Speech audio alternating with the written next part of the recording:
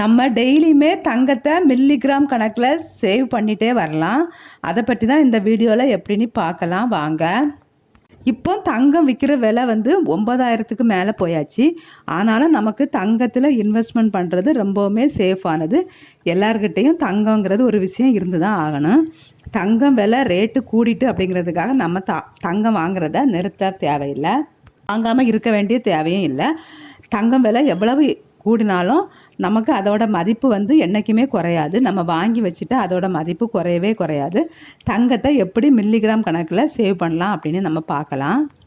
நான் தங்கம் சேவ் பண்ணுறது ரிலேட்டடாக நிறைய வீடியோ போட்டிருக்கேன். வீடியோவை செக் பண்ணி பாருங்கள்.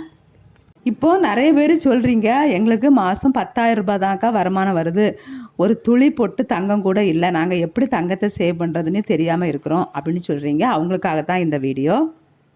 நான் ஏற்கனவே சொல்லியிருக்கேன், உங்களுக்கு மாதம் 10,000 ரூபாய் வருமானம் வருதுன்னா கண்டிப்பாக நீங்கள் அதில் 2,000 ரூபாய் எடுத்து தனியாக வச்சுருங்க, சேவிங்ஸ், அந்த மாதத்தோட சேவிங்ஸ் சொல்லி. இப்போ இந்த 2,000 ரூபாய் நீங்கள் வந்து மாதந்தோறும் ஒரு ஆர்டி போட்டுருங்க. அது உங்களுக்கு பணமாக இன்வெஸ்ட்மெண்ட் பண்ணுறதுக்கு போஸ்ட் ஆஃபீஸில் போடுற ஆர்டி வந்து ரொம்ப ஹெல்ப்ஃபுல்லாக இருக்கும். அந்த ஆர்டி போட்டு நீங்கள் அப்புறம் அந்த பணம் 5 வருஷம் கழித்து எடுத்து நீங்கள் அதை ஜுவல்ஸ் வாங்கிக்கலாம். இப்போ உங்களால் ஜுவல்ஸும் வாங்க முடியும், தங்கமும் சேவ் பண்ண முடியும், காயினாவும் சேவ் பண்ண முடியும். கொஞ்சம் கொஞ்சமாக எப்படின்னு பார்க்கலாம் வாங்க. இப்போது தங்கத்தோட விலை வந்து 9,250 ரூபாய். அந்த ரேட்டில் நம்ம இப்போ போட்டு பார்த்தாலும் நம்ம காயினாவே தான் வாங்க போகிறோம் அப்படின்னு சொன்னாலும் அதுக்கும் கொஞ்சமாக வேஸ்டேஜ், திரும்ப ஜிஎஸ்டி எல்லாமே வருது. நம்ம ரவுண்டாக இன்னும் தங்கத்தோட ரேட்டு கூட்டிகிட்டு தான் போகும்னு சொல்கிறாங்க. அதனால் நம்ம ஒரு ரவுண்டாக ஒரு 10,000 ரூபாய் அப்படி வச்சுக்கலாம். இப்போது நம்ம ஒரு மாதம் தங்கத்தை எப்படி ஒரு மாதம் சேவ் பண்ணி தங்கத்தை எப்படி வாங்கலாம்னு சொல்லி பார்க்கலாம். நீங்கள் வந்து மளிகை சாமானம், நம்ம வந்து நீங்கள் ஹவுஸ் ஒய்ஃபாக இருக்கீங்க, வெளியில் வேலைக்கு போகலை, அதான் சொல்கிறேன்ல, உங்களுக்கு மாதம் 10,000 ரூபாய் தான் மொத்தத்தில் வருமானம் வருதுன்னா நீங்கள் கவலைப்பட வேண்டாம். நீங்களும் கண்டிப்பாக தங்கத்தை சேவ் பண்ணலாம். இப்போ நம்ம லேண்டில் வாங்க போகிறோம், லேண்டில் இன்வெஸ்ட்மெண்ட் பண்ண போகிறோம், லேண்டு வாங்க போகிறோம் அப்படி சொன்னால் தான் அதுக்கு நமக்கு லட்சக்கணக்கான பணம் தேவை. நம்மகிட்ட இருக்கிற டெய்லி சேவிங்ஸில் நம்மளாலும் தங்கத்தை வாங்க முடியும். அதுக்கு நம்மள்கிட்ட மாதம் ஒரு 1000 ரூபாய் இருந்தாலே போதும். நம்ம வந்து ஒரு கிராம் வந்து 10,000 ரூபாய் பாய்ச்சி பார்த்தாலும் நம்மளால் வந்து 100 மில்லிகிராம் தங்கத்தை வாங்கிட முடியும். இப்போ 100 மில்லிகிராம் தங்கத்தோட விலை வந்து ஒரு 1000 ரூபாய் போட்டுக்கலாம். இது நான் சொல்லியிருக்கேன், இது வந்து ஜிஎஸ்டி, அதோட வேஸ்டேஜ் கம்மியாக கொஞ்சம் வாங்குவாங்க. இதெல்லாமே சேர்ந்து நமக்கு ஒரு 1000 ரூபாய் ரவுண்டாக போட்டுக்கலாம்.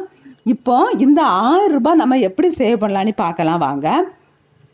நம்ம மளிகை சாதனம் ஆகட்டும், நம்ம டெய்லியுமே செலவு பண்ணுறத கொஞ்சம் நம்ம கண்ட்ரோல் பண்ணிவிட்டு நம்மளால் டெய்லி மாதம் ஒரு 1000 ரூபான்னு சொன்னால் டெய்லி ஒரு 33 ரூபா தான் சேவ் பண்ணுற மாதிரி வரும்.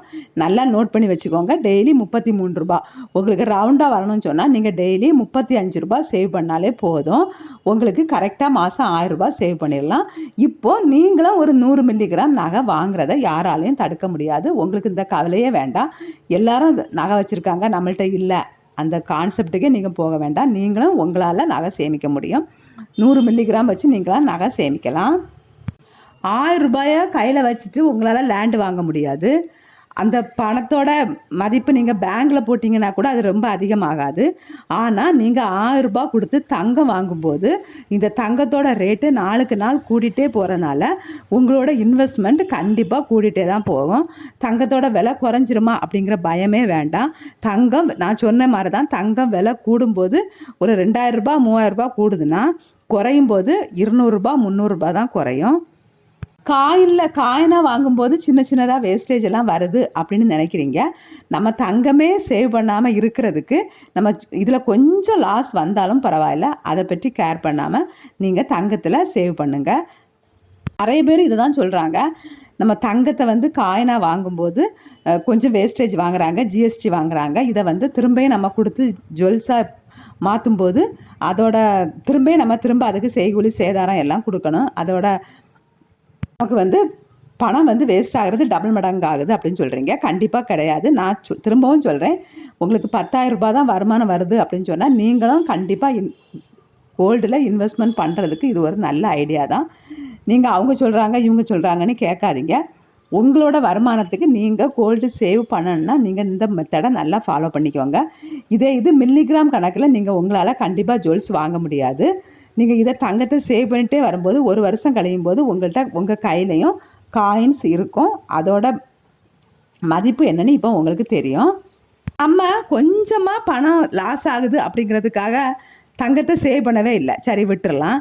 இப்போ 1000 ரூபாய் உங்கள் கையில் இருக்கும்போது நீங்கள் அதை வேஸ்ட்டு செலவு பண்ணுவீங்க.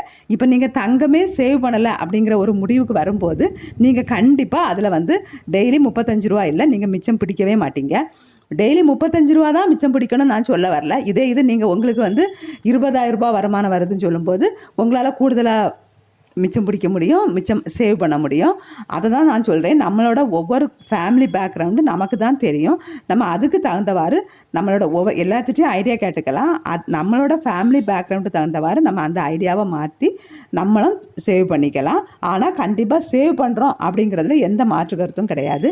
நீங்கள் சேவ் பண்ண ஆரம்பிச்சிட்டிங்கன்னா ஆட்டோமேட்டிக்காக உங்களுக்கு நீங்கள் பணத்தை சிக்கனமாக செலவு பண்ணுவீங்க. எல்லாமே ஆட்டோமேட்டிக்காக நடக்கும். இப்போது நீங்கள் மாதந்தோறும் பார்த்தீங்கன்னா 100 மில்லிகிராம் நகை தான் சேவ் பண்ணுவீங்க.